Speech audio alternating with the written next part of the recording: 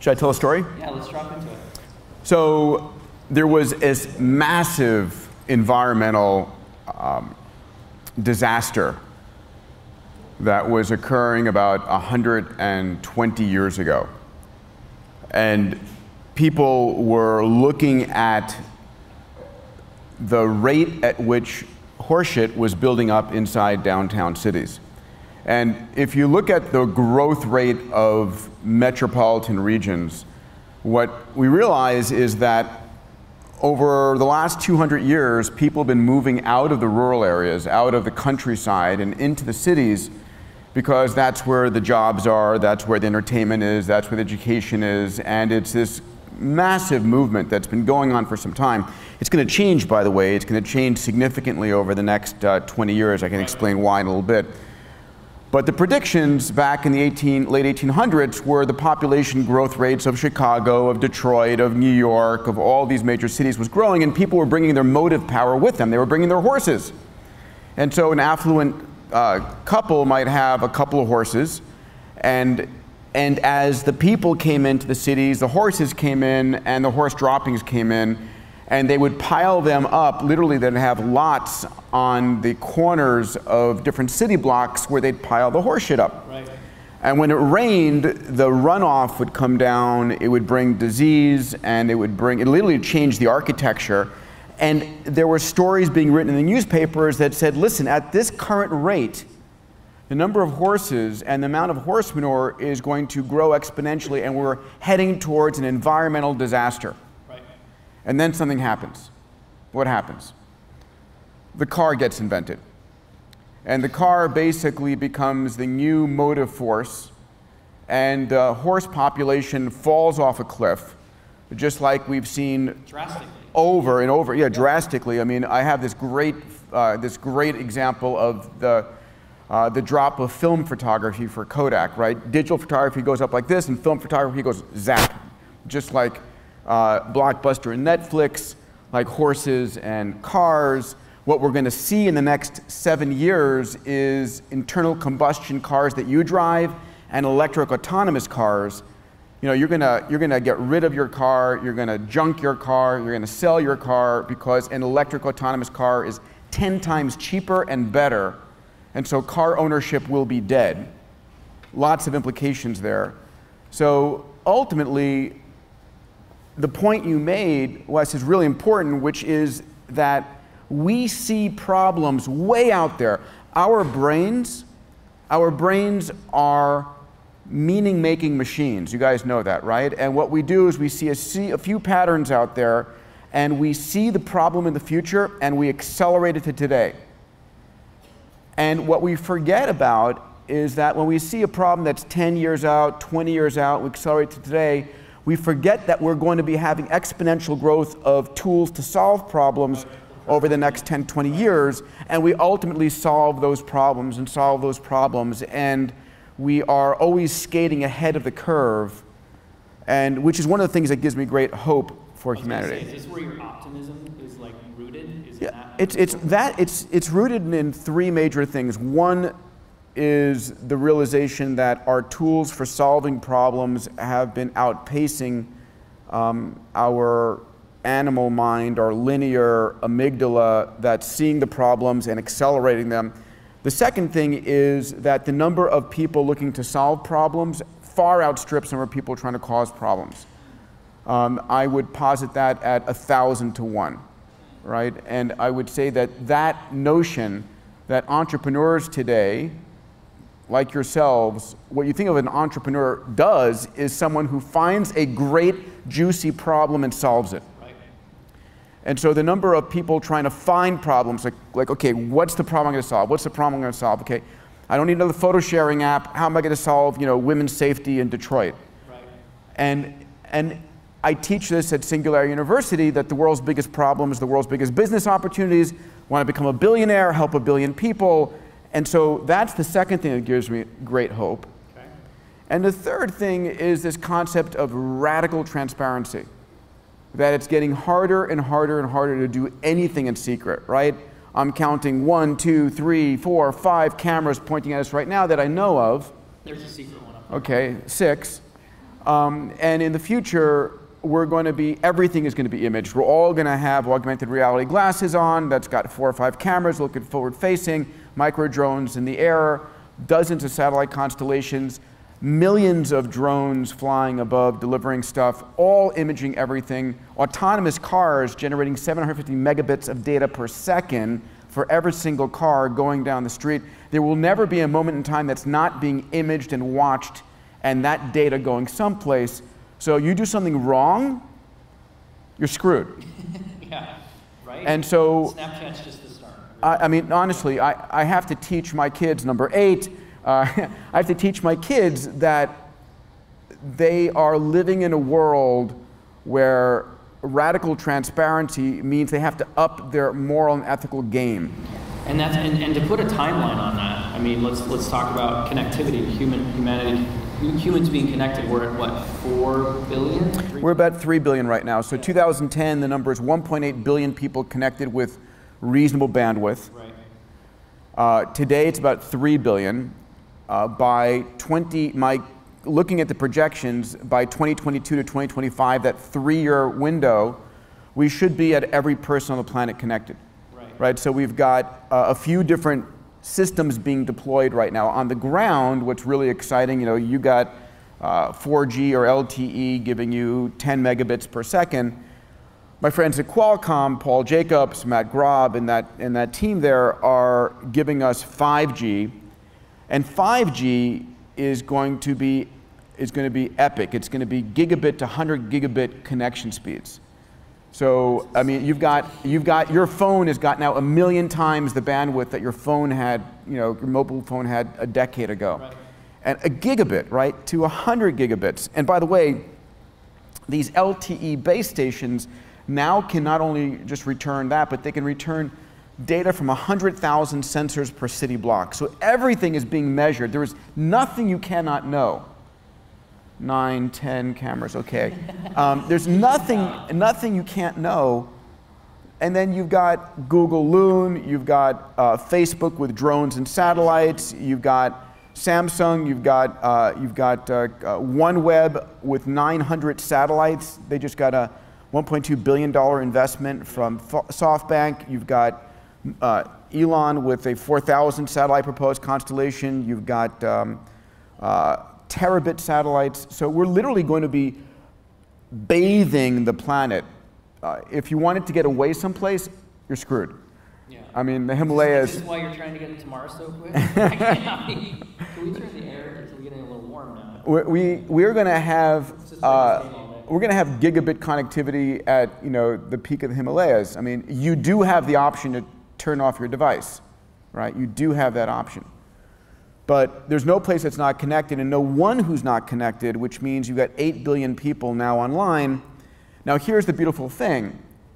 8 billion people, not like you and I came online at 9,600 baud, or maybe whatever, but they've got access to Google, they've got access to the world's knowledge, they've got access to the ability to spin up 1,000 processor cores or 1,000,000 processor cores in AWS. They have access to all the AI they need. So what do 8 billion people, 3 billion new minds, and actually 5 billion new minds, we're at 3 billion people today going to 8 billion, so 5 billion people coming online in the next 7 years. Collective knowledge.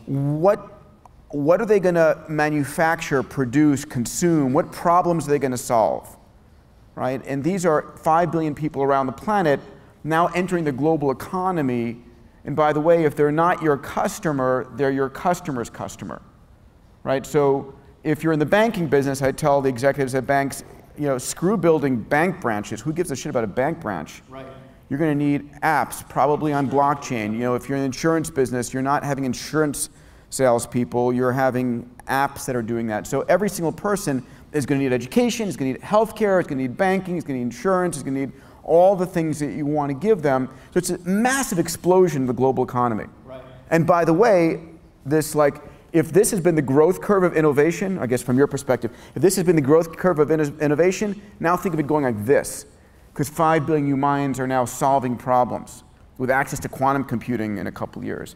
Yeah. I mean, it's going to just be awesome. It's in such a short period of time, and we're celebrating the 10-year anniversary this September of the iPhone, for example.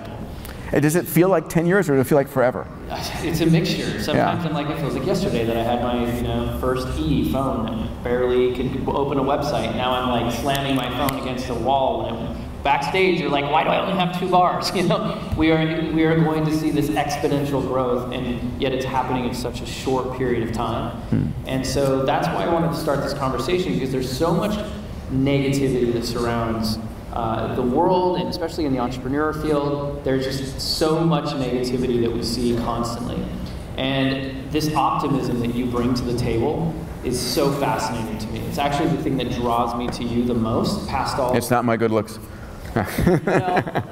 That's second. Okay, thanks. So, but I don't know, actually probably our Star Trek connection is second. So the good looks is third, sorry. But it's this optimism, because you see so much of tech, you see so much there's so much negativity around robotics and AI and the possibility that humanity is going to be dwarfed by this thing. You've got the horror stories, and science fiction has obviously fed that narrative.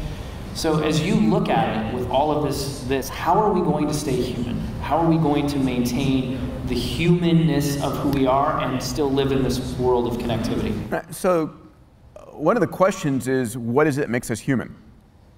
Right? I mean, this is a question that I ask myself. I have 2 5.5-year-old boys, and so I see the perspective of life through their eyes, and I love it. But what makes us human? Is it our creativity? Is it our propensity for love and connection?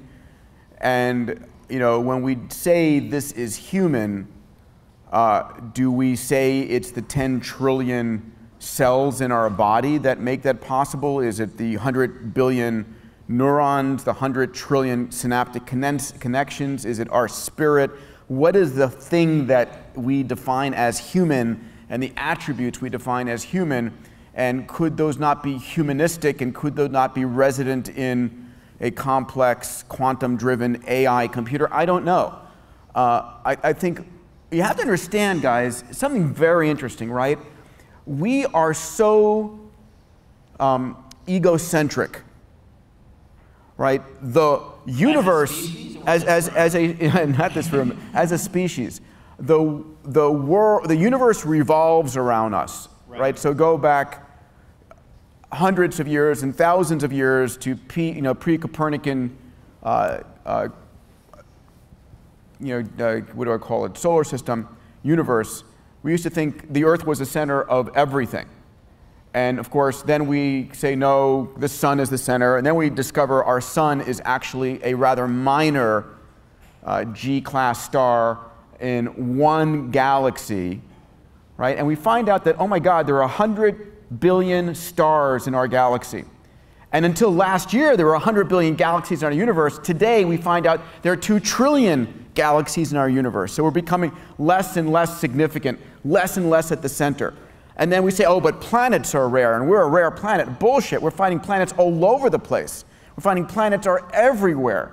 And I bet we're going to find out that life is everywhere. That was my next question. I think life is ubiquitous. But let me just finish. So the question is, okay, we're not that special as a star. We're not that special as a galaxy. We're not that special as a planet.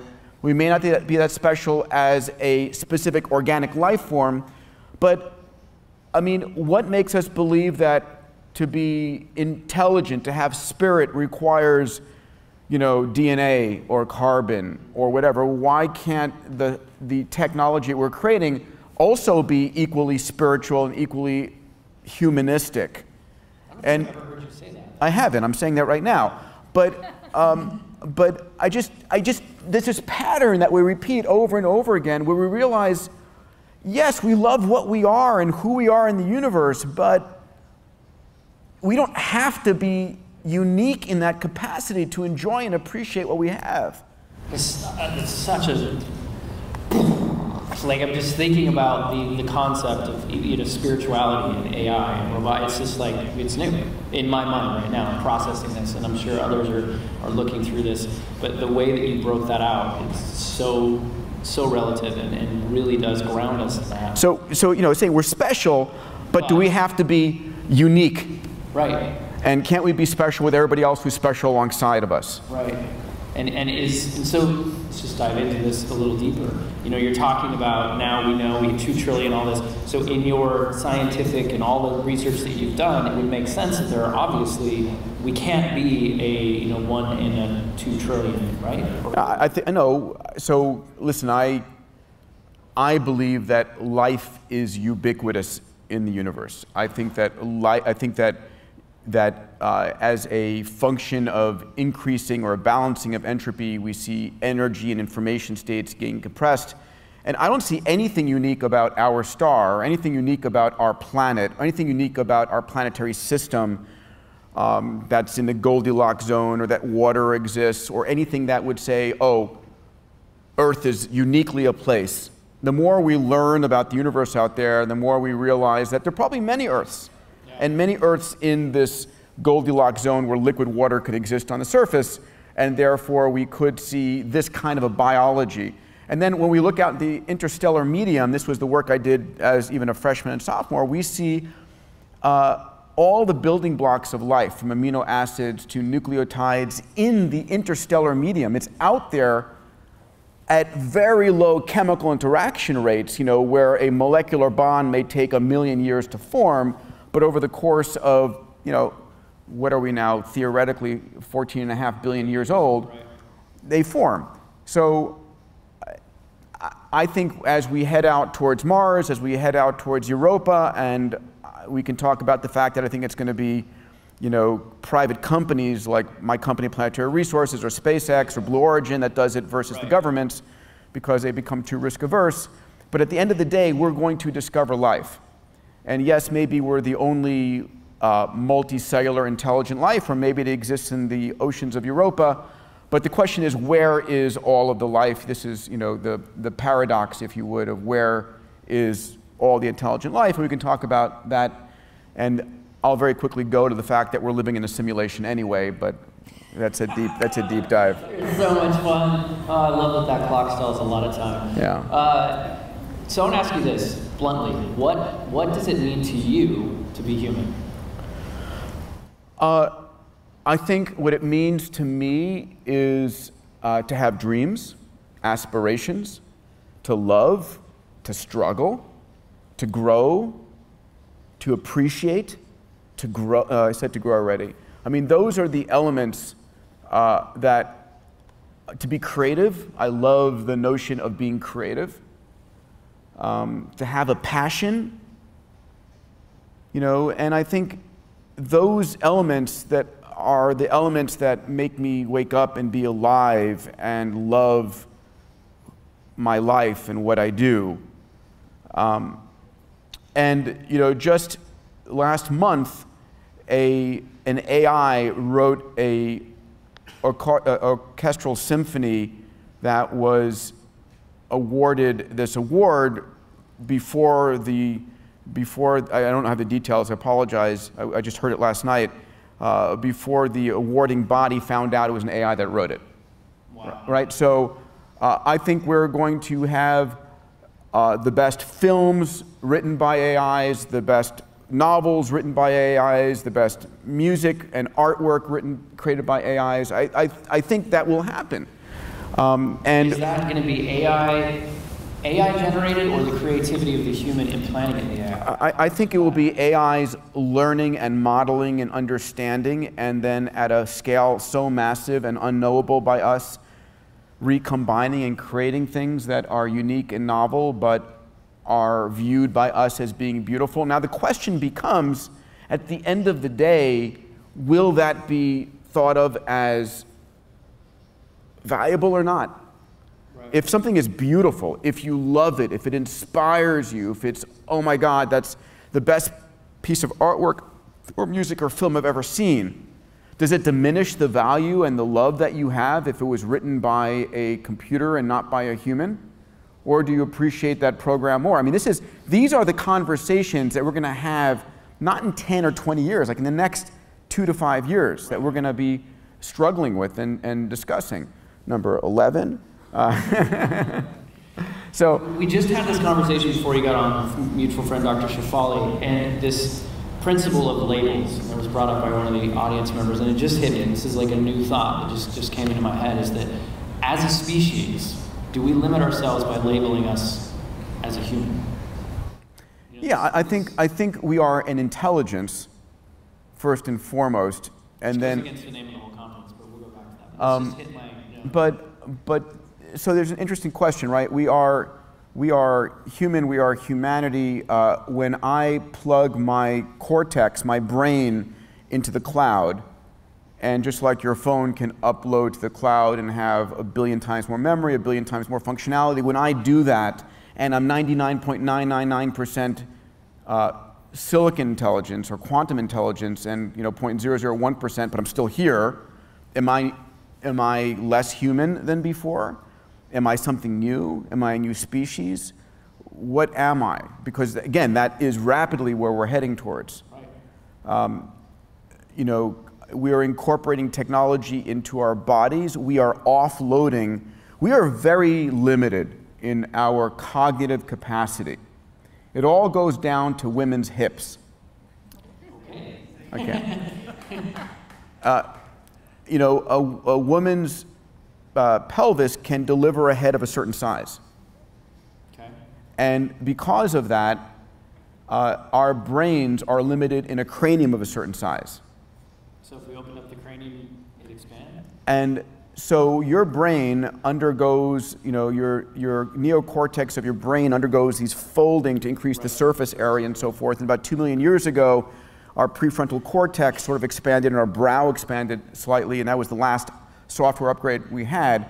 But we're sort of stuck at this capacity. We have about 300 million pattern recognizer units, as Ray Kurzweil defines them, of 100 neurons each, and that's your memory capacity. When you've used them, you've used them.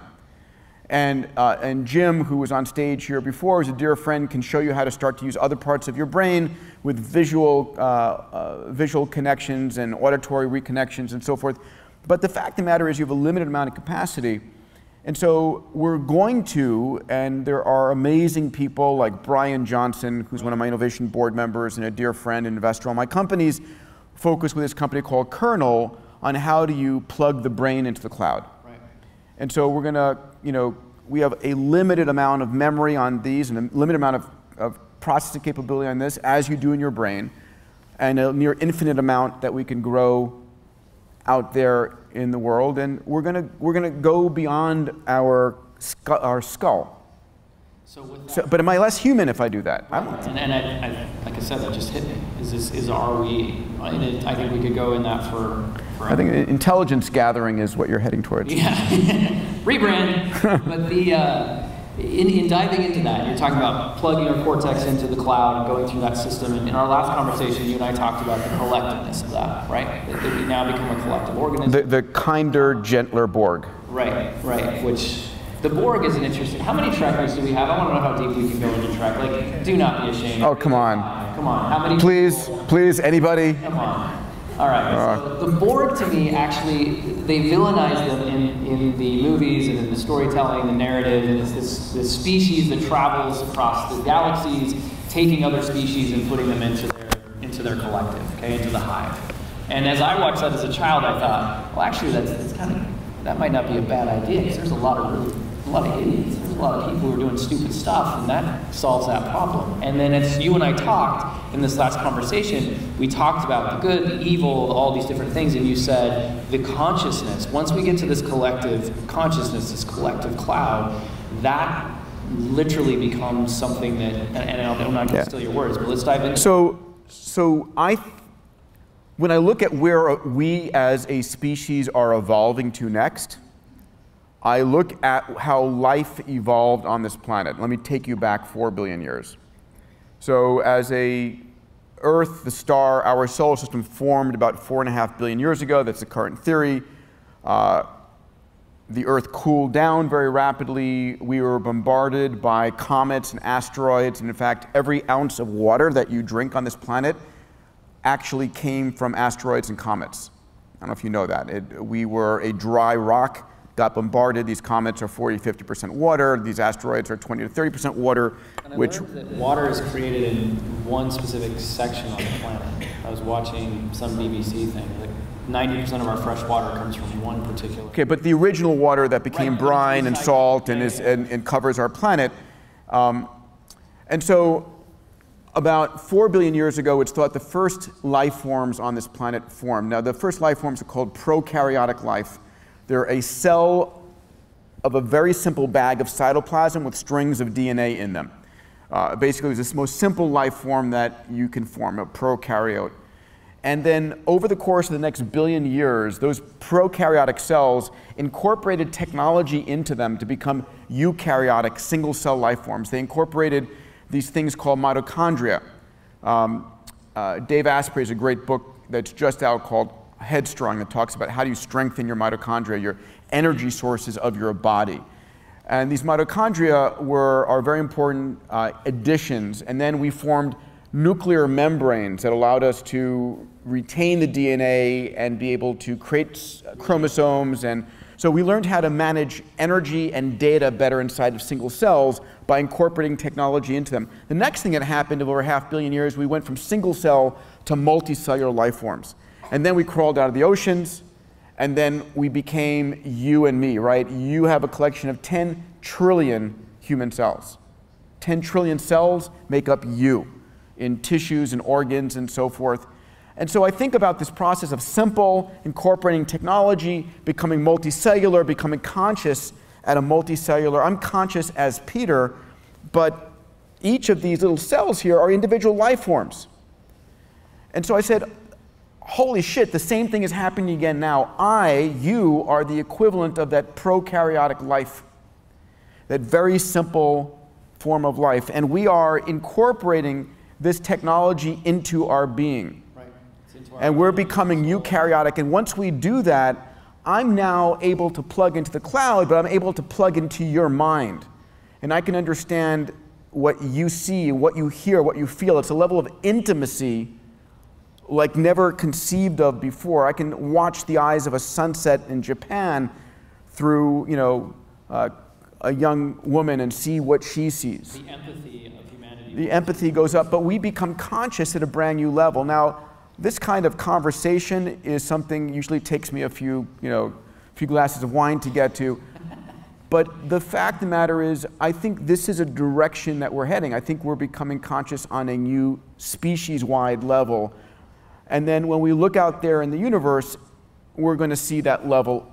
And when people say, I don't see life out there, I think this period of transition from the point at which we are a technological species to the point where we are becoming what I call a meta-intelligence, I think is a very short period of time. Yeah, no, and it's fascinating. And when we stepped away, I thought of a single cell, everything you just talked about, and then my first one was cancer, right? Which is a cellular attack. And looking at this consciousness and just kind of saying, like, how do we prevent the cancer of the collective, right? And I'm not saying we answer that now, but that was just where my head went, was that I see I see it. I see it in our youth. I see it in the way that we're utilizing technology. I said it, as Dr. Shefali was leaving the stage, how many people were on their phones, not participating in the presentation.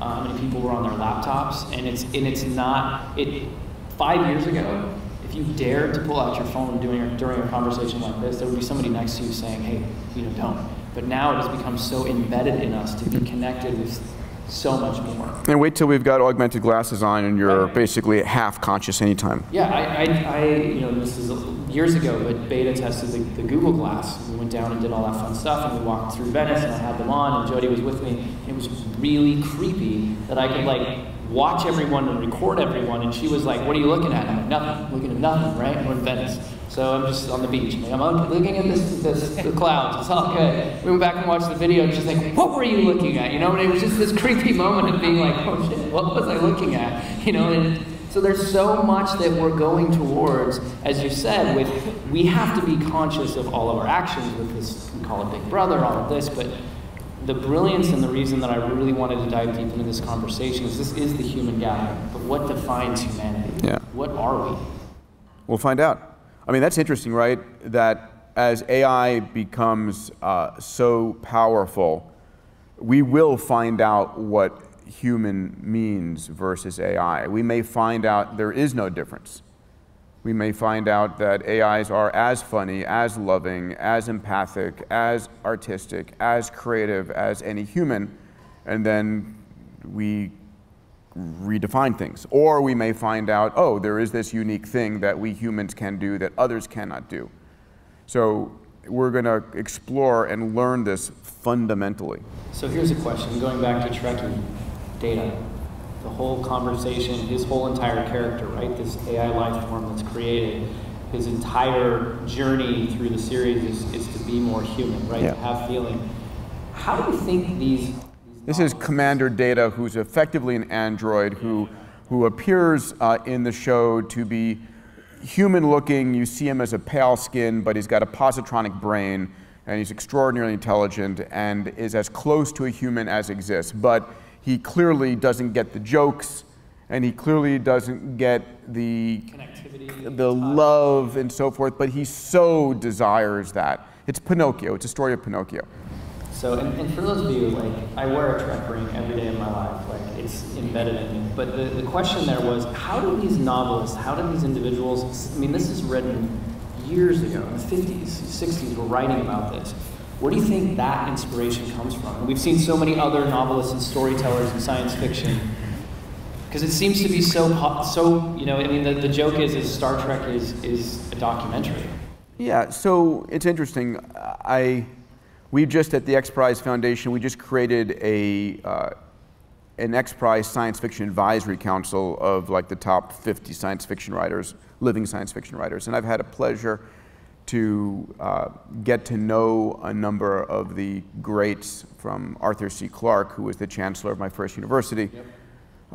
And I've received the Heinlein Award. And these authors who explored the future and did it so prolifically and all trying to find unique niches were running experiments. They were running social, technological experiments going forward, and every experiment, so they weren't sort of encroaching in other people's universes, were trying to be unique. And it's harder and harder to write, you know, very unique stories, but I think a lot of the work done by Asimov, by Heinlein, by Clarke, and others were spot on. And you know, I've gotten to know the Roddenberry family very well. Rod Roddenberry, who's the son of Gene Roddenberry, the creator of Star Trek, and is one of our major donors at the XPrize Foundation, was our sponsor of our Visioneer Summit last year. And we've had the conversation that, you know, the Star Trek universe is sort of our business plan. Yeah. At XPrize. Every next. time I feel like that, yeah. I feel like I'm on the Enterprise. It's yeah. very evident, yeah. So I think that at the end of the day, the Star Trek universe had a most interesting attribute that I find fascinating. It was a universe that had no money. In the original Star Trek, money was useless. Yeah. So if you have, and we're heading towards that right now. I'm a libertarian capitalist, if I had to define myself, but we're heading towards a post-capitalism society where if I have technology that can develop and design and build anything I want, right? If I have a nanobot, a nano-robot that can manipulate atomics and atomic atoms and recreate a mansion for me. If you think about what it takes to build anything, from a Ferrari to a mansion to beautiful clothing to a perfect replica by the atom of a Van Gogh, it's three things. It's the raw materials, it's the energy, and it's the information. Yeah. And so we're effectively in a universe of infinite materials, right? The Earth, we have so much material resources on the Earth, but now if you include the asteroids, which my company Planetary Resources is working on, you've got 1 trillion times more materials for each of you that you want. All the platinum, all the, you know, all the materials you could possibly want, plenty of energy, right? And then the information becomes interesting and useful, but can you scan a Van Gogh and recreate the information, I mean, perfectly, and then replicate it? And then what's the difference if you have this Van Gogh and this one is the exact same atoms in the exact same place, is it the same thing? Well, I've said that about all the Bertucci, how do you say it? The whatever purses? I don't know. Yeah. Versace, thank you. The Versace purses. I don't know. Well, this one cost, no. Yeah, this one was $4,000 and this one was $20. What's the difference? I don't know. The price tag. The price tag. I don't know that stuff. Sorry, guys. This is where my but you. There's some mics going around. Yeah. You know there's going to be a plethora of questions. So let's get some mic runners here in a second. This conversation and where you're going with XPrize, and obviously I think most of the audience understands the story of XPrize. Where do you see XPrize in the next 10 years? So I want to have XPrize remain on the cutting edge of working on solving the biggest problems. We have an amazing CEO, Marcus Shingles, who's going to be speaking here later today. Very proud. He's one of my closest friends in the world. And last year, I went from chairman and CEO to a role of founder and executive chairman and brought Marcus in because I was just doing way too much and XPrize was getting too little of my attention, and Marcus is 100% focused and really taking it in an amazing way. I want to see, one of my visions for where we go is that the world is identifying the biggest problems it wants solved, and then XPrize is sort of lobbing up the prizes to solve those problems. I'd love that kind of an engine of, what does the world want solved? Boom, there's a $100 million prize, or a $1 billion prize, right, to solve those. Did that inspiration at all, consciously or subconsciously, come from what you just said about the universe of Star Trek, this whole financial side of it? Because I look at superheroes and science fiction in the same way, especially as a small child. I saw money was not the equation. It was the passion, it was the curiosity. Yeah. It didn't there, but it very much comes from, I see money as an energy source. So it's one of the three. Money is a means by which, when someone invests in you, they're transferring trust and they're transferring energy. And they're giving you that money to do something useful with. And I have an event here in January of a year. I have 360 CEOs. It's called my Abundance 360 program. And these are CEOs running $10 million to $10 billion companies. And I've committed to a 25-year journey with them. For 25 years, I'm on year 6 of this journey. I meet with this group, and we spend 3 days focusing on what's the technology going from deceptive to disruptive that they should be using to create wealth, but it's wealth in the service of changing the world, right? It's like this bullshit about I'm making money to make money means meaningless. And my goal is to say, okay, great, you're successful. Now what are you going to do with it? What are you going to change? And so one of the things I'm going to tear about is I want to change the conversation of the giving pledge, which I don't agree with. This notion that give half your wealth while you're alive to a foundation, yeah, that's great, but who gives a shit? I want it to become the impact pledge. Exactly. I want to say, okay, while you're alive, if you're a billionaire or wealthy individual, what are you going to solve? This is the shot, like, you know, like pointing towards the fences where you're going to hit your home run. Yeah. While you're alive, put your reputation on the line, your wealth on the line, and say, I'm going to solve, you know, hunger in this country. I'm going to solve, you know, healthcare in this. I'm going to help liberate women over here. Whatever it is you want to do, use your wealth to solve a problem. Yeah. Because if you're a great CEO, if you're a great investor, you developed a bunch of skills besides your money.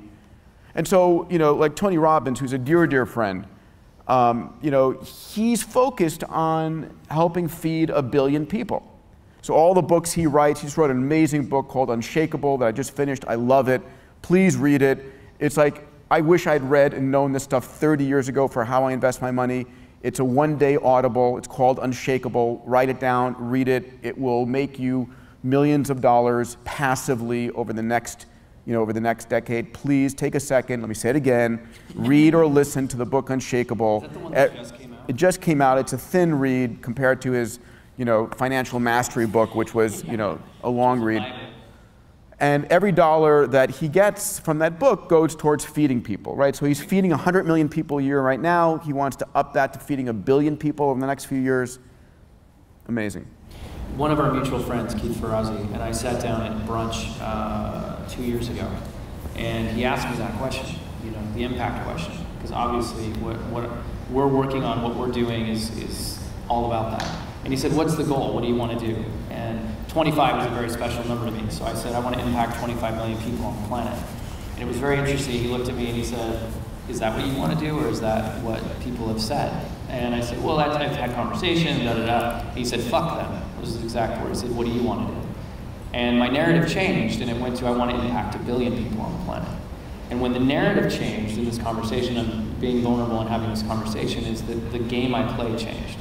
The risks that I was willing to take, the energy that I was exuberating, and what came to me, like what the universe provided, the energy, you talked about that, the resources, completely changed. The limited mindset of 25 million going to 1 billion, it's huge. I'm not naive to think that impacting 1 billion people on the planet is easy. But what happened has led us to this kind of conversation, is the things that we're going to be talking about tomorrow and announcing. There's so many things happening because of what you just said, of changing that. For those of you that were here for Tom Billy, you talked about his journey of money, right? And now where he's at. Yeah, Tom is great. Right, and there are people in this room that are making a significant amount of money. But are you making money to make money, or are you making money to impact? It's huge. Let's grab some questions. Right here. Over here. Can't see you. Oh, there you go. Okay. Hi there. Yeah, thanks for being here. So hugely inspired by your work, XPrize, Singular University.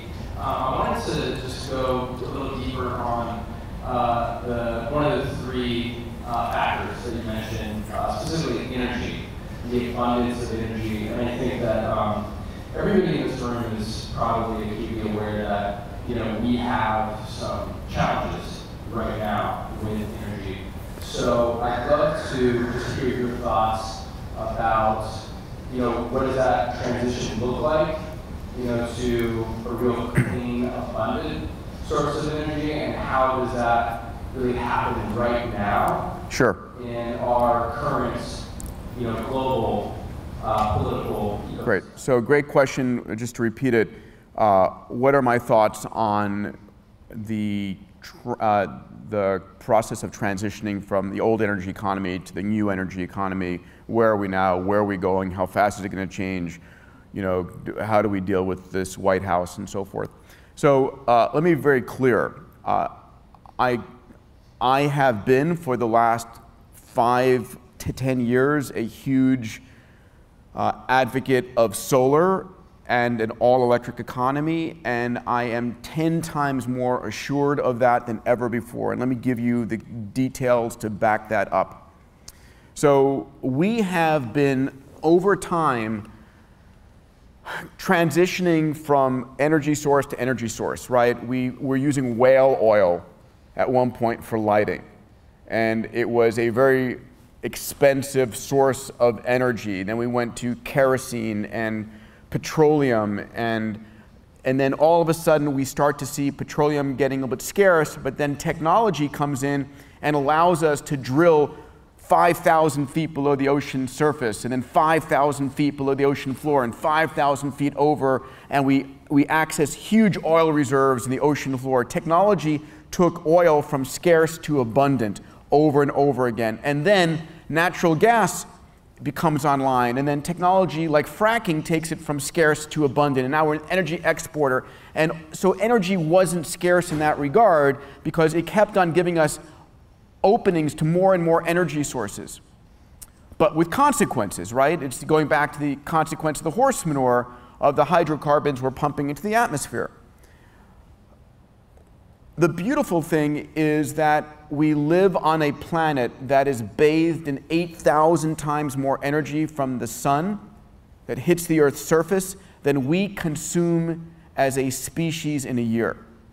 So there's not a shortage of energy. There's plenty of energy, 8,000 times more energy than we need, a squanderable abundance of energy. It's just not in a fully usable form yet. But technology, again, is the force that takes what used to be scarce and makes it abundant. And so we're seeing that. We're seeing the cost of solar plummeting, right? We're seeing the efficiency of conversion of photons to electrons hitting new record highs every year. We're seeing the amount of energy entering the grid at 25% from renewables, and wind is, ahead of solar today. Solar will overtake it over time, and I think we're going to head towards an all or mostly solar electric economy. And a few interesting things. We're seeing countries like Costa Rica, the Netherlands, parts of the UK going to all renewables and making those claims. All of a sudden, we're starting to see a growing expectation in electric cars. And let me tell you, I used to think that petrochemicals were going to stick around. Why? Because we've got hundreds of millions or billions of cars out there that are going to be gas guzzlers. And these cars would be on the road for decades, right? How many, 1980 cars or 1990 cars are still on the road? They last for 20, 30, 40 years. And as long as they need petroleum, you're going to have the oil and gas industry going. But something's changed. And that is that the autonomous car is coming online, and all the plans for autonomous cars are electric autonomous cars. And those electric autonomous cars are going to be 10 times cheaper and 10 times better. When I say better, easier, no auto insurance, no driveway, no maintenance. It's there when you need it. You can have any kind of car on demand. It's car as a service. And so by 2025, right, what is that, 8 years from now, the estimate is car ownership is dead. A lot of millennials today are opting for Ubers versus buying cars anyway. It's a 10% niche already. We're seeing every major car company scrambling to get to reinvent themselves as car as a service, because no one's going to be buying cars anymore. You're just not. And in fact, it's worse than that for the car companies, oil and gas companies, which is you're going to take your $80,000 BMW and you're going to throw it away. You're going to give it away, you're going to try and sell it, you're going to scrap it, you're going to park it, you're going to sell it for parts because it's so much cheaper to have an electric autonomous car that you just don't want it anymore. Well, and then there's the hip factor that's snuck into that as well. It's cool to have that. So all of a sudden, the long future tail of oil and gas is shut down. And so yes, we're going to need oil and gas for plastics and petroleum products and so forth, but they're fucked, I think is the final bottom line. Yeah, and so when the government stops being the, I value the support of NSF and EPA and NOAA and OSHA and all the government agencies to help, but if all of a sudden they're blocked and they're not able to, I much more expect entrepreneurs to come in and offer a product that's 10 times better for us, like getting rid of the horse and bringing in the car, and now bringing in the electric autonomous car, so that it's actually in our best interest. And so that's so much better when it's in our best interest to actually use the product and service that's better for us, and oh, by the way, it's better for the environment as well. So it's not laws driving this, it's not, you can't have on a whim someone change that, it's just everybody's choosing that because it's that much better for them. So when you've got that kind of alignment, everybody wins. Does that make sense? Totally. I guess the other part of that, just to, you mentioned the current administration and the political barriers. I mean, can you comment on that? Because I think, the disruption piece of it and the economics are one thing, but when the debt is stacked against those entrepreneurs and solar subsidies are one. Yeah, but no, this is a future where you don't need solar subsidies. I love this. I'm on the board of Hyperloop One. I'm a founding board member, and I fly my plane out of Santa Monica into Nevada to go to the test site to see how they're doing. They've got their full up test track, which is going to be the Kitty Hawk moment is going to be coming online in the next few months. I can't say exactly when, but when I go in and I fly in with AJ or Cody or the team, I'm overflying all these photovoltaic farms, right? These black solar panels, and then these solar thermal farms, right, which are all these mirrors. focusing the sunlight up at this tower of these molten salts, and they're beautiful, they're gorgeous, and they're right out of Las Vegas, and they're powering a lot of Las Vegas today. But when I fly back into LA, all you see is concrete and rooftops, and there's no place for that. But guess what? In Normandy this year, they just deployed a few kilometers of solar roads, and we're going to see Tesla deploying solar rooftops. And so we're going to turn every rooftop, every glass surface, every road surface into electron generating capabilities. And we're going to end up in a situation where you are incentivized to put it on your rooftop because you get free electricity. We're going to democratize, dematerialize, demonetize energy production, and we're going to make the grid safer by getting rid of it. Right? I mean, we're living in a world where our grid is such a weakness. It's a huge limitation. Well, if there's ever an electromagnetic pulse and our grid goes down, everything goes down. Right? But imagine instead if you've got the ability to have solar produced every place. And oh, by the way, one of the key points about solar, the world's poorest countries are the sunniest countries on the planet. Right? So you can see South and Central America, Africa, Middle East becoming massive energy exporters. So it's an interesting change, and I guarantee you the gameplay that the petrochemicals company, unless they're like just blinders on, they may be, they've got to know this is coming, right? Dubai, Abu Dhabi, Qatar, Saudi, all know this is coming. They've been investing massively in this area.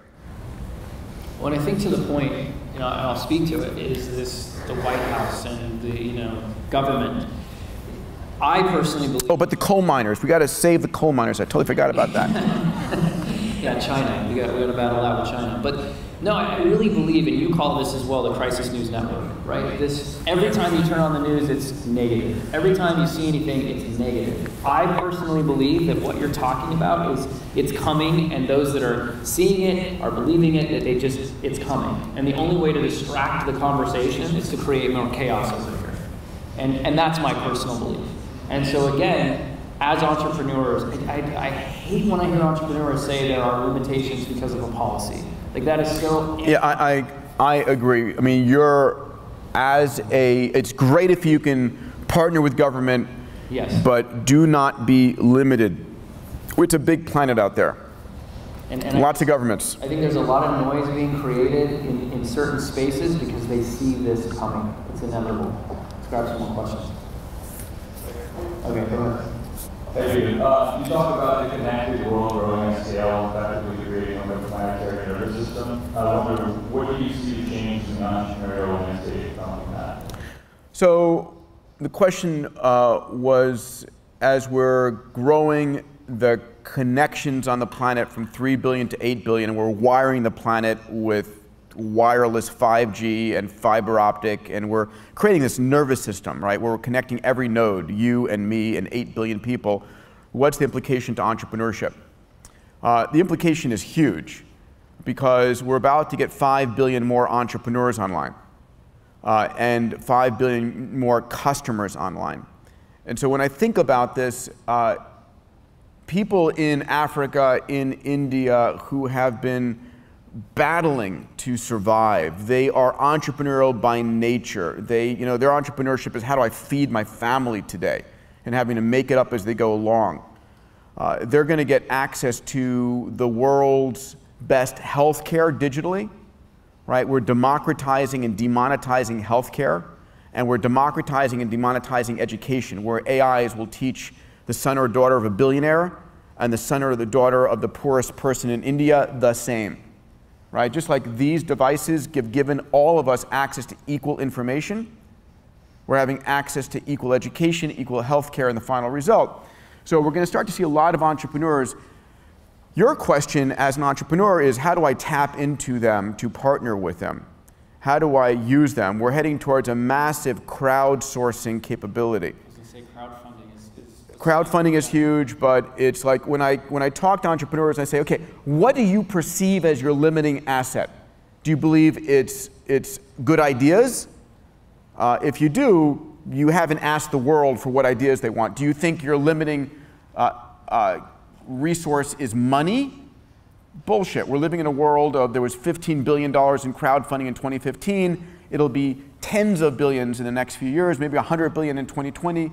So lots of crowdfunding, more angel, more venture, and now all of a sudden sovereign wealth funds are pouring money in. So capital is not your scarce resource anymore if you have a great idea. So maybe you have a great idea, maybe you don't, maybe to iterate your idea. Is it access to experts? Do you want access to a quantum physicist, a molecular biologist? You can find that through crowdsourcing. So there is, honestly, the only limitation for an entrepreneur is your passion, your conviction on solving a problem. If you're, I mean, I've seen amazing entrepreneurs who have had, you know, one amazing entrepreneur, Martine Rothblatt. She was the founder of XM Radio and Sirius Radio. Her daughter had a debilitating, life-limiting lung disease, and she knew nothing about biology, and she picked up a biology text and learned biology from high school forward, and ultimately built what is today an $8 billion biotech pharma, and solved her daughter's disease and created a pharma that's now going to be regrowing organs for people, right? I mean, that's the passion of an entrepreneur. It's like, fuck this, I'm going to solve this problem, I don't care what it takes. That, if you've got that passion, then you have everything you need, because that passion drives you to get access to everything and partner with 8 billion people out there. So I think we're going to become much more of an entrepreneurial planet. And so again, the world's biggest problems, the world's biggest business opportunities, become a billionaire by helping 1 billion people. That coalition for me gives me the greatest hope and aspirations. Beautiful. We have he wants to follow on here. How might blockchain affect that from an infrastructural standpoint? I think it's, so the question is, how might blockchain affect that? I think all of these things are increasing agility. It's making things frictionless. Speed, too. It's, well, agility, speed, frictionless, costless. So we're going to get all these accelerants. And I think the thing is that most people don't realize how fast the world is changing today and how fast it's going to change, right? We're going to see the world just hockey sticking in terms of, holy shit, I didn't know that was possible. Oh my God, that's not possible? Oh my, I want that. Oh, that person just solved this problem for me. Oh, wipe all this, let's go do that. And so how do, it's more the issues of societal, we humans don't like change. And so, you know, add on massive connectivity, not machine learning, but, you know, neural nets on top of AI, add, you know, blockchain on top of that, add quantum computing, which we'll probably start seeing in the next 2 years coming online, changing pharmaceuticals and machine learning, all kinds of things. And oh my God, it's going to be an interesting world out there. And the problem is that the reaction to this rapidly changing world by government is, stop!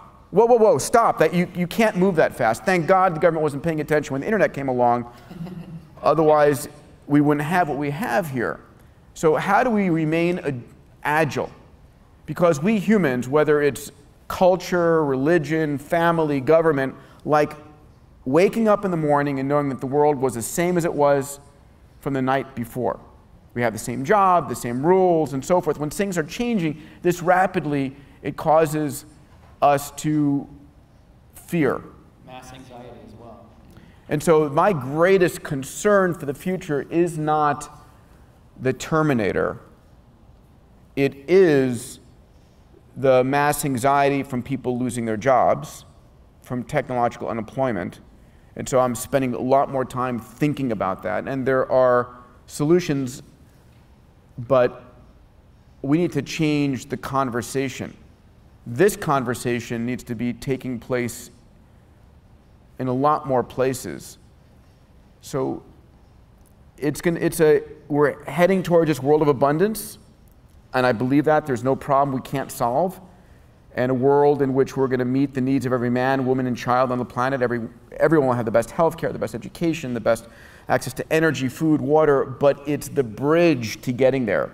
You know, Marcus very kindly, in an homage to my work, created, you know, XPrize's mission as building a bridge to abundance. And the same thing for Singularity University. So how do we bridge this next 20 years, 30 years to this new world that we're heading towards?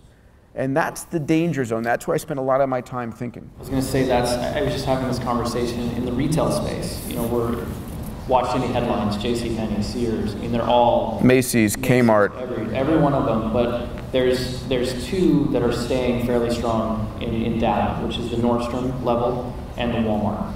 And everything in between is just becoming obsolete.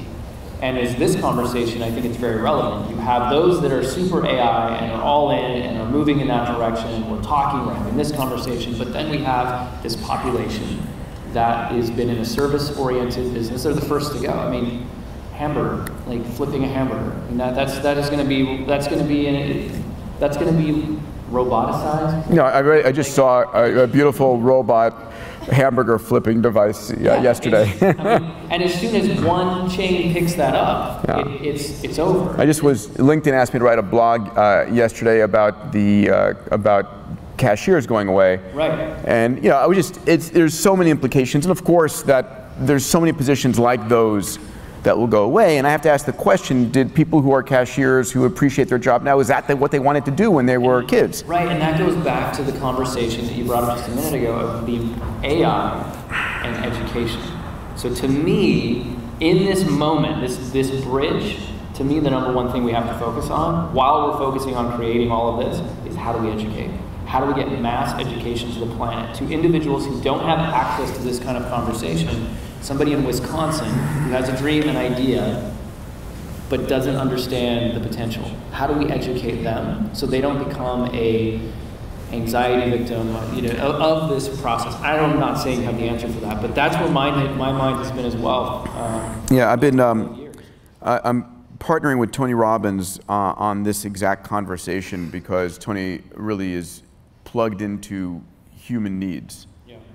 And the question is, how do we help fill and meet human needs when your job and what you've trained for and you're a third generation coal miner or third generation factory worker, and when those jobs go away, and I've got some interesting ideas, but we're going to have to figure that out quickly and change the conversation around that. Right.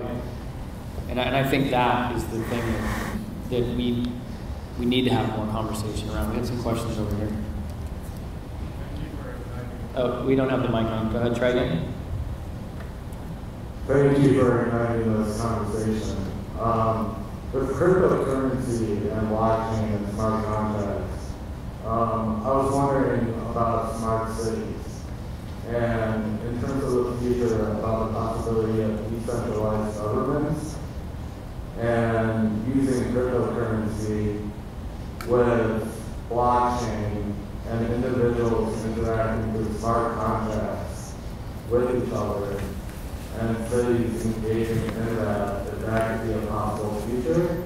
And also, you touched upon entropy and Asimov, and I was wondering about if you read the last question, and if you believe that the simulation has a reboot. Yeah, so let's take this in two questions. The first question is my thought about cryptocurrencies and blockchain and smart cities, and throw all those things together. So yes, of course, I think we have the ability to reinvent cities. And if you look at the numbers, we're very rapidly moving towards 50% of the world, 50% of the world heading towards living in urban centers, but that's going to change because what's happening is instead of living in downtown LA, all of a sudden you're going to be able to spread out and commute via autonomous vehicle or autonomous VTOL and get someplace, live 100 miles away and still get into downtown for your work, your entertainment, or commute by VR into virtual workspaces. So the drivers that have driven us to compact ourselves is going to change. That's an interesting point, and a lot of real estate developers need to like wake up to the fact that this is going to change the game for them. The challenge with physical cities reinventing themselves is that they're still inside of national governments, and national governments don't want to really give the cities that much control or allow the rules, because if you were in a greenfield situation and you were rebuilding a nation city-state, it's a hell of a lot easier. So the question is, how do you go into failing governments? You know, I've talked in the government of Greece and Italy and smaller nation states and rebuild it from the bottom up, where there is no currency. It's just a digital currency. And so, a dear friend of mine, Shervin Pishavar, who's the managing partner at Sherpa Ventures, he's the founding executive chairman at Hyperloop One. This is one of his passions. We spent a lot of time talking about how you reinvent these cities and really make them much more vibrant. And there's some very good ideas that he has that I'm not at liberty to say. So let's talk about the second question. Are we living in a simulation? And my answer is, without any question, yes. That I think 99.99999% we're living in a simulation. And I'll come back to why in a moment, but the question then is, if we are, if I know it to be, what does it change? It changes nothing. I don't change what I do. I don't, pain is still, yeah, I mean, so here's the deal. As naive as we are technologically, and we're still at the very beginning of the game, I can clearly see how we are building in VR worlds hyper-real simulations with the limited computational power we have, and I can imagine in a few generations being able to take AIs and place them into a virtual world and let them evolve in this virtual world. And if I can see that, given the limited ability we have today, just 50 years from now, right, it's going to be 1 billion times better. Well, even the and I think 1,000 years from now. And so if that's the case, honestly, in a universe of 14.5 billion years old, and we are living on a planet that's 4.5 billion years old, which means there was 10 billion years of evolution before us, I find it very hard to believe this isn't a simulation. Because, in fact, I think it's an nth generation simulation, a simulation within a simulation within a simulation within a simulation. And what's driving that, maybe it's a Monte Carlo simulation, which we're one of an infinite number of simulations running, and who gives a shit? It's, how many, did anyone go to TEDx LA? Was anyone in there? Oh yeah. But just to your point, some of the stuff that was shown there, just some of the AI and digital technology that was on display 4 months ago in LA was enough to make you not even be able to comprehend the next 10 years, let alone 50. So there was another question back there. Hi, thank you all so much for the conversation. There is a rich beauty and brilliance to the quality of thinking and the frequency of stimulus. It's really beautiful. I just want to say thank you. Thank you. Everyone for being here, for showing up, for yourself, for your family, for our students. It's the potential that can be a seed to the expansion of what you can take away is phenomenal. So thank you for that. Understanding everything you said technologically, understanding everything you said in terms of resource, and the fact that we're in a simulation, but okay. How do we prepare our children to unplug privilege and racism? How do we address that? I'm sorry, how do we prepare our children, say again? How do we prepare our children to unplug from racism? Because we're talking about, we're in now in the fever pitch of the transition to all of what you're speaking about in the next 30 years. And so part of the grind is going to be the need to unplug civilization from the concept of racism. We got to start with our kids from the womb. Yeah. So how do we set up a platform for that transition? Because we're going on cars, we're going to all these things you're talking about. Yeah, we got to find a way not to fuck each other up. And this is a real thing, because where do we direct all the energy of, oh my God, I don't have a job anymore, oh my God, I don't have a need for the type of scarcity consciousness that feeds this type of self-destruction achieves. So what do we do about that? So it's a great question, and I think about that with my children a lot. And I think the bridge we're trying to build, you know, I mentioned earlier that you and I are a collection of 10 trillion human cells.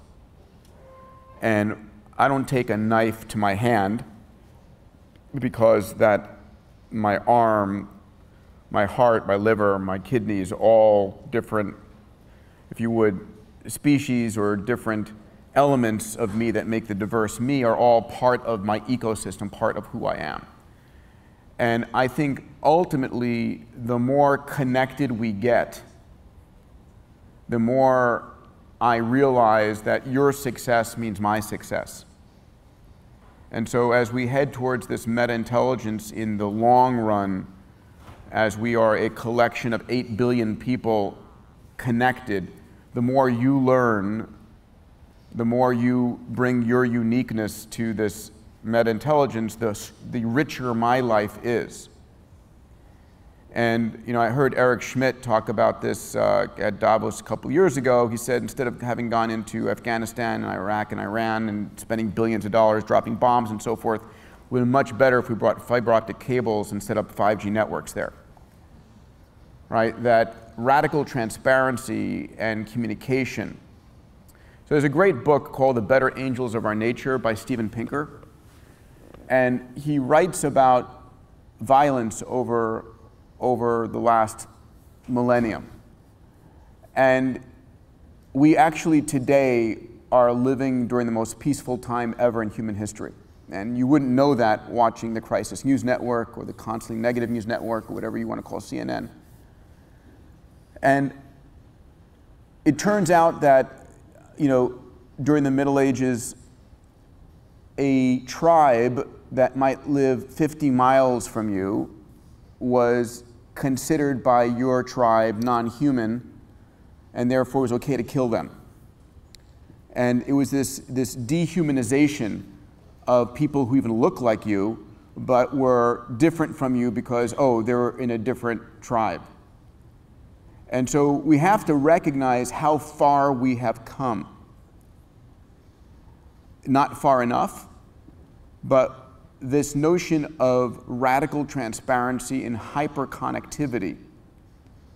So my children are growing up in a very different world than I did, perhaps than you did, where I can see and learn and feel and hear about people from around the world.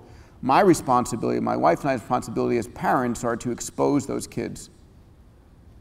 So I think technology gives them eyes and ears and stories around the world that at a much higher frequency than it would have been possible just 30 years ago with just motion pictures and TV. So that's a good directionality. But I think it comes down to morals and ethics and memes. The first thing I thought of was, in an XPrize sense, is the empathy project. Yeah. That's the first, I mean, to me, that's so one of the most... That's interesting, right? So a guy named, what's Jim at, up at Stanford, do you remember his name? The head of the Stanford VR lab. I'm blanking on his name, one second. He does work with VR and empathy. And so what he will do is he'll take me and he'll put some VR goggles on. I'll be looking in a mirror. I'll be a 50-odd-year-old white guy looking in the mirror in this VR. And then I'll bend down, I'll look up, and I'm a 18-year-old black girl. And as I move my arms move, and I look myself in the mirror, and I all of a sudden see myself as that person. And I'll turn around, and I'll get some guy berating me. You know, giving me racial slurs, telling me where the hell am I doing here, and so my ability now to do a transference and feel the empathy that that young woman might feel is a complete game changer, right? So there is the ability to use technology to do that.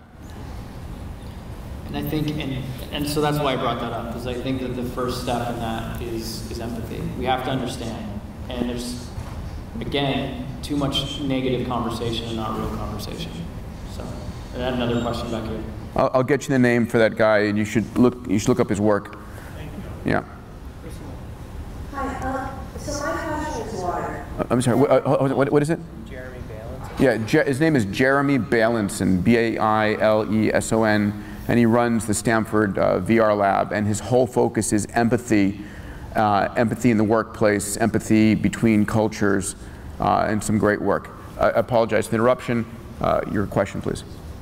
So it's about water. So I think it's really interesting that water is the only 100% renewable resource that we have. All water goes through the water cycle and ends up back on Earth somewhere. And the only real barrier to getting clean, potable water people who need it is the cost of transporting and logistics. And yet somehow 67% of the world's population lives in areas that are water stressed or they don't have good access to water. So in thinking about a bridge to abundance with that, I'm wondering about your thoughts about this, whether you think it'll be something like energy, where it's a more decentralized world where people, homeowners individually, will be looking at technologies like condensers to create their own water and using water recycling, or it's going to be more of a municipal thing. For the first time in history, this isn't the only time we've gone through supply shocks in various parts of the world. Yep. We've always had to move with human settlements before. And now I'm wondering if you're seeing, like, if LA is going to have a giant pipeline coming down from the Arctic, for instance. Yeah. So, good question. I think that, and I wrote about this in Abundance, and I've talked about this a lot, that an abundance of energy gives us an abundance of water. We live on a water planet. Just to be very clear, water is not scarce. It's just not in a usable form. And as I've said over and over again, technology takes that thing which was scarce and makes it abundant, right? So 2/3 of our water of the planet, we live on a blue planet, right? That's what that's what we call our planet, the blue planet, or the blue-green planet. 2/3 of our planet's covered with water, 97.5% is salt, 2% is ice, and we fight over 0.5% that's not evenly distributed. So a couple of things. One is we've just launched in India something called the Water Abundance XPrize. It's funded by the Tata Trust. And India has got enough humidity in the air throughout the nation that this is a prize for pulling the water out of the air and giving every family 20 liters of clean drinking water. Right? The distribution network is there. It's called the sun and evaporation. We are looking at large-scale desal as well as an XPrize. We're looking at recycling in the home as an XPrize. So this is a solvable problem for sure, and technology can solve that. Israel has just put enough desal where it's net, it's getting, I think, almost, if not all, maybe more, it's becoming a net export of water from desal. So this is a solvable problem, and the recycling is an important part of it. One of the XPrizes we're looking at right now, the problem is if I tell you that your drinking water is coming from your toilet and your bath, you need to be sure that it's clean drinking water. And our ability to actually measure all of the ions and particles and so forth to know that that water is clean drinking water is expensive still. So to get us to full recycling, we need to create those sensor technologies that are continuous, instant, and cheap. And then once you do that, if I can look at my tap and know, yes, it's in the green, which means this water that's being recycled is as good as the water I buy, maybe it's even better because micronutrients are being added in, then I'm going to recycle it all. And so can we solve this problem? Yes, of course. And again, I just think that these are great problems for entrepreneurs to become billionaires while helping billions of people. Next question. I was just going to say, my company's called Bluey, and I'm going to win the next one. Excellent. Thank you for doing that. I want to bring you back to what you were talking about, us being a very young planet. When we look back in evolution, we get rid of what we don't need in our body, and scales and whatever else we don't need. And here we are carrying around this big brain, and a huge portion of it is gray matter. And I'm really curious as to what you think the potential is of that when we talk about the connected tissue. And my theory is at some point, on a given Tuesday, something's going to spark in all of us, and we're going to have a huge ability to use the rest of our brain, and that potentially technology can be that connected tissue to spark whatever pieces that is being used. Well, listen, 100% of your brain is being used. Let's dismiss the only use 10% of your brain myth. I mean, you are using your brain. There's no part of your brain. You can start to use it for memorizing facts, as Jim will teach you in the work that he does, but your brain is being used. There's nothing conserved that is not being used. Eventually goes away, like your appendix and so forth, but your brain, believe me, every inch of real estate is critical and being utilized.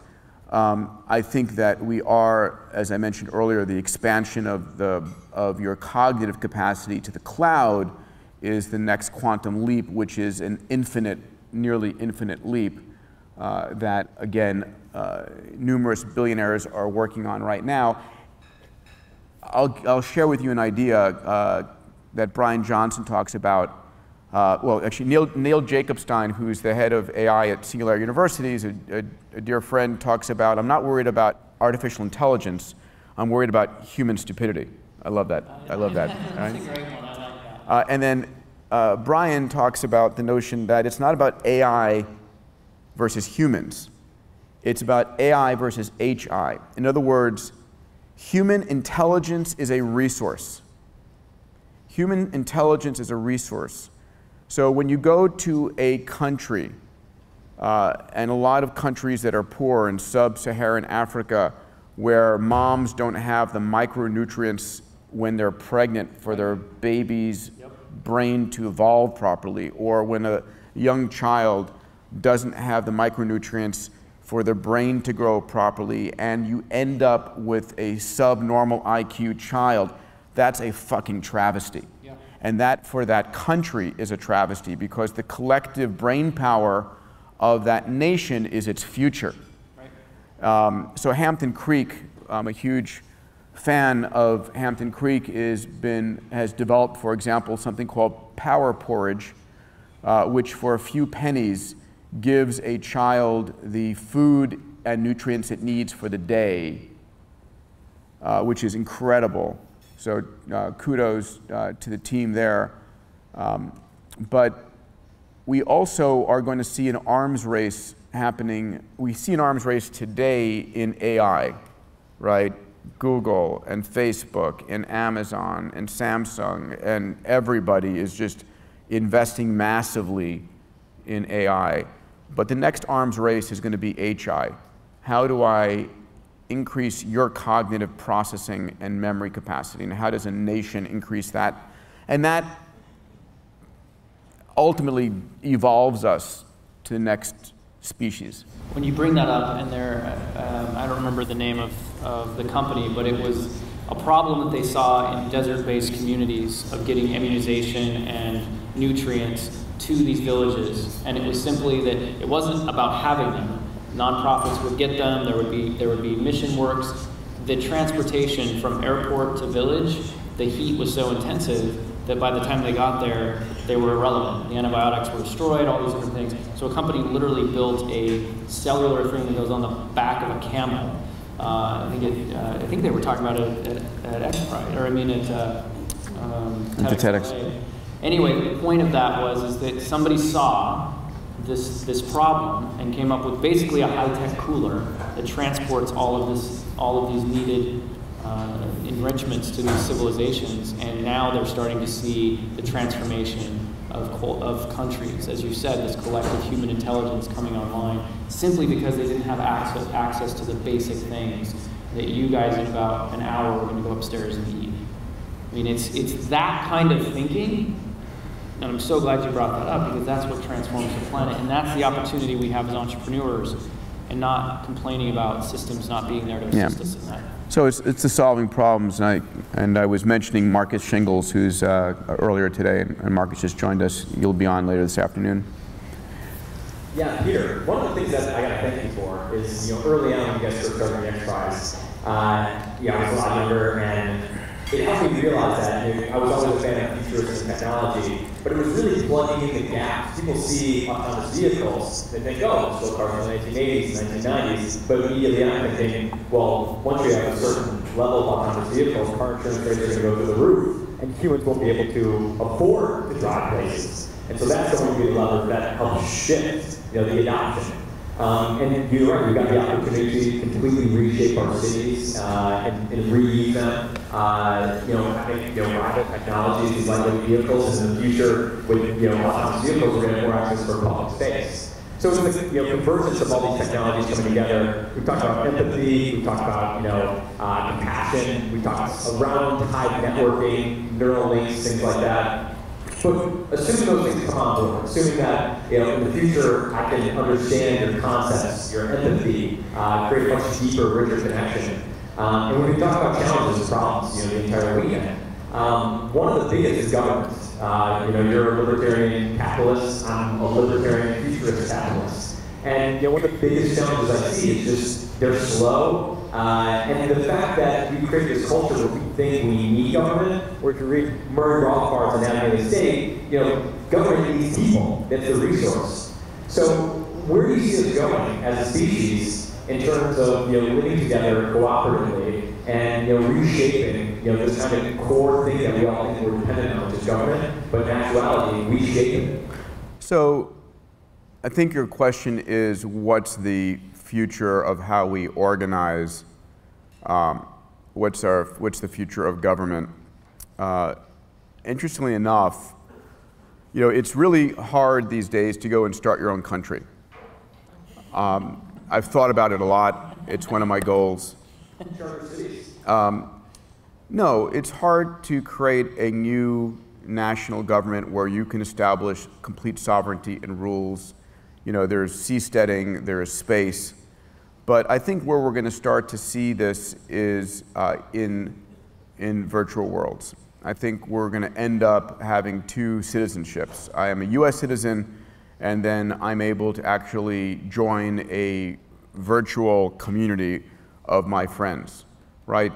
This is what Second Life in its earliest vision was part of. But it'll be independent of where I live. Right? It used to be that where you were born is where you were. Where you were. You were stuck with those people, you were stuck with your job, you were stuck with your class of where you were, and that was it. Your world was, within 10 kilometers of your birthplace, and that was it. And now we can be mobile, but you can't go someplace and start life again, right? In the 1800s, if you fucked up on the East Coast, you could move to the West Coast, and you could start life again. And now your identity and your full history travels with you. But I do think we're going to end up creating virtual communities where the people I love and care about and have the same, and so I've done this, right, in the sense of XPrize is my community, Singularity University is my community, Abundance 360 is community, Human Gathering, you create a community here. We are creating communities of people that have common interests and so forth, and we're going to live that in the virtual world, and we may create economies and governance and rules in the virtual space as well. And so when I think about the ability to experiment with laws, we're working on, Marcus is one of the areas of our 6 areas that perhaps Marcus will talk about later, is one of our XPrizes is in the reinvention of democracy using blockchain. And so it might be that that kind of experimentation actually occurs in a virtual government first.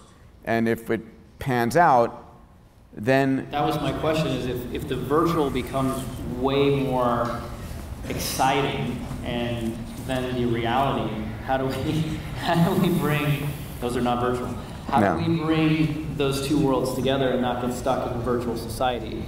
Hypothetically, Instagram has given us a taste of how quickly we are attracted to false, how quickly we build a falseness around us. And it's very difficult, especially for women, also for men, but young girls, it's very difficult for them to step out of that. So, I mean, the average selfie takes 27 minutes to post right now. Yeah. So, I mean, just like, how do we prevent ourselves from going so deep into this virtual society because we want it, we want to have governments go our way, we want to have these worlds, and then yet bring that into, and I'm not saying you have to answer that in 42 seconds, but if you can. So listen, I think the beautiful thing about the world we're living in today is that we're getting the ability to experiment. And it's really hard historically to experiment with governments. You would sort of have a new one every couple hundred years, and you'd see how that experiment worked, and then you'd have a revolution, and you have another experiment. I just think we're going to have the ability to experiment with governmental systems and structures in the virtual world hundreds or billions of times faster. And then take that experience. And find out and say, oh, this one really is working great. Let's implement this in the physical world. And that's just, I'm just trying to give people ways to think about the future. Yeah. This has been an amazing conversation. I want to thank you. I'm so glad that it didn't take 3 glasses of wine to get you here. It was amazing. So thank you so much. Appreciate it. All right, so we've got a 15-minute break, and we've got another guest joining us, and then we'll be going to lunch. So 15 minutes.